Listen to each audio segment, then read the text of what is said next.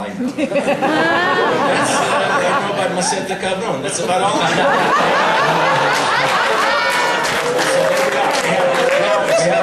We have a love of cursing. But there was this feeling, Gustavo. There was this feeling. And that's the thing you're trying, the essence of it is hard to describe. And you can't quantify it necessarily. But it is there. It was there then to a much greater extent than I think we can see exhibited today. And that is a feeling that they wanted to disassociate from the past. Not you know, because they were ashamed of Italian culture. We still went to the feast of St. Rocco. I still do. And I must admit to you, as I get older, I keep thinking to myself, there really was a saint named Rocco? No, I mean, what did he do, I wonder? Was he an enforcer for the apostles or what? But anyway, St. Rocco's feast, we still do that. All these cultural kind of things, absolutely, you know, no problem. But this essence, the essence is wanting to disassociate, wanting to become Americans emotionally as well as every other way, wanting to feel themselves as American citizens, not as citizens of any other country, not connection. And one of the problems with Mexico is that it is our neighbor. If Italy, I guarantee you, if Sicily was our neighbor and contributed as many people to the immigration into the United States as does Mexico, we'd have exactly the same problem with the culture coming with it, as opposed to allowing people to come to the country and actually disassociate. Sure. I want to read you something from one of my all-time favorite columns, and I got to read the question. So it was, Dear Mexican, why don't Mexicans have enough gratitude for America to learn to speak English? Are they too stupid or too lazy? What, they can't learn 2 or 3 words a day? Is this asking too much? And in my column, since he's never read it, I have to explain to him. In my column, I always do pseudonyms for people. So he signed it, took 4 years of Spanish in high school.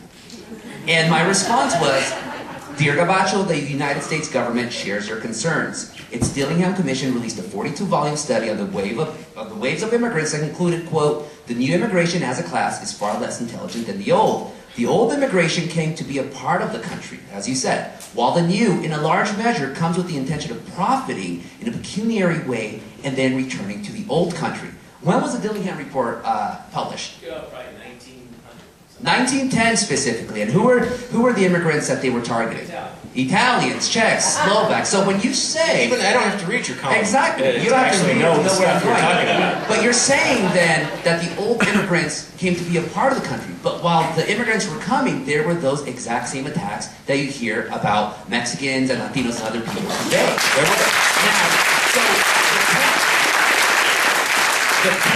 If you take anything away from me today, I would really, on this issue of acculturation, and again, you know, hear it from someone like me, is that immigrants, we love to lionize the immigrants of the past while reviling the immigrants of the present. But that has been part of America since the very beginning. It was part of your parents' generations. When they were moving, maybe not your grandparents, but they were moving into Little Italy and keeping Italian and printing their Italian newspapers. It was happening, gosh, I always forget this one, around before the foundation of the United States, when Benjamin Franklin was railing against the Germans in Pennsylvania Valley, saying they're not going to assimilate, they're not going to acculturate.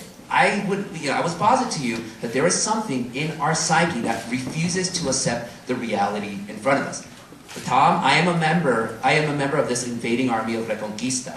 And I can tell you without a fact, it's all hype. It is all hype. Then how many, if that is the case, Gustavo, I am extremely glad to hear it, because of course soon I will begin to read your column. Cool.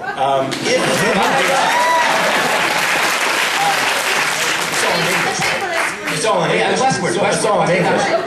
It's in Westword. Okay, and in English. I know, but I will be happy to do that, because I will soon see condemnation, strong condemnation of things like of organizations, for instance, like Mecha. You will do this. You will do this. proud member, proud member. Absolutely. Then Gustavo, something's wrong here, buddy. There is a big disconnect. You cannot tell me you are a proud member of Mecha, and on the other hand, someone who is completely assimilated into the United States and has none of these commitments to Mexico. No, does not work, buddy. Does not work. You can't have both. Okay.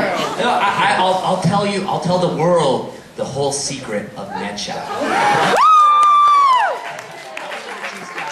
At Chapman University, which is basically the Republican Party in Orange County tried to create a Harvard for their kids and they failed miserably. I have the story behind that. So at Mecha, you know, at Mecha, our main goal was not the eradication of the gringo, was not the taking back of Aztlan. You know what it was? Why do you say that?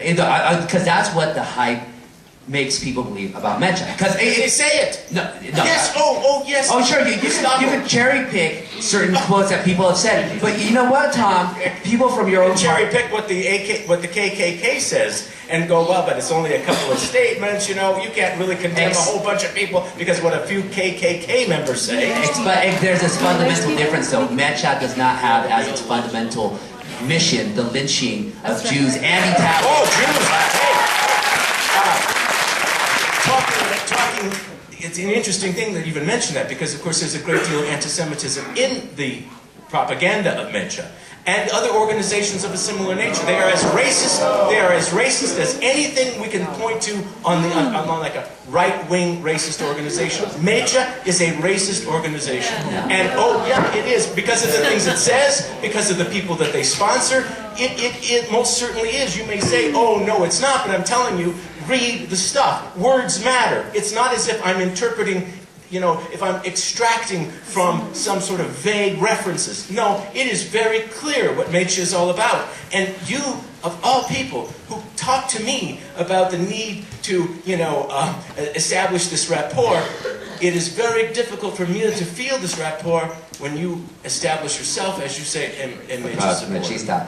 At our Mecha, at Chapman University, it's not difficult. At our Chapman University Mecha, which is a conservative campus, we had white folks on our campus. Or we call them gabachos, and my column. We had African Americans. We had, Tajikistan, or one of the stands from the former Soviet bloc. They were all members of Mecha. And anybody can be a racist. No, but but why, if we are racist? You could be from anywhere and be a racist. If we are racist, then why would we accept non-Mexicans into our organization? Because they're racist. Anyways. The main purpose of Mecha... Racist is a racist. You don't have to have a color connected to it. Yeah, but I don't think the Aryan Brotherhood is going to be accepting, you know... They would take Germans, they would take Swedes, they would take anybody. Any white person, of course, but not a Mexican racist we're talking about. However, so at Mecha, our main purpose was to get Latino high school students into college. As you know, as we were talking about in dinner before, there is a problem with public education. There's not enough Latinos or, you know, kids going into our higher education system. That was our main goal. And the way we indoctrinated these students to get a great American college education, we would have to hold carne asada fundraisers so we could fund these high school conferences. And at these high school conferences, we taught these students how to fill out a college application, how to fill out FAFSA, how to do your essays.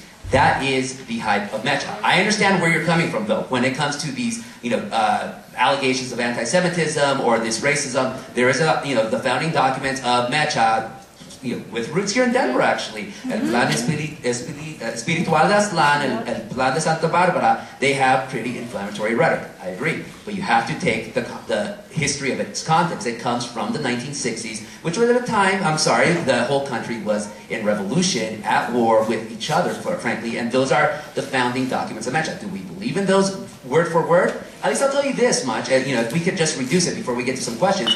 This Mecha, I know, do we even need questions at this point? You've covered almost everything. You know, the Mechistas of today, sure, we have those documents, but they are historical artifacts, just like the American Constitution used to consider a slave a 3/5 of the person. Of course, we X'd it out, but it is still part of the reality of the Republic. That's what they are ultimately more than anything. Historical documents, not so much living, breathing documents. Condemn them. Condemn them.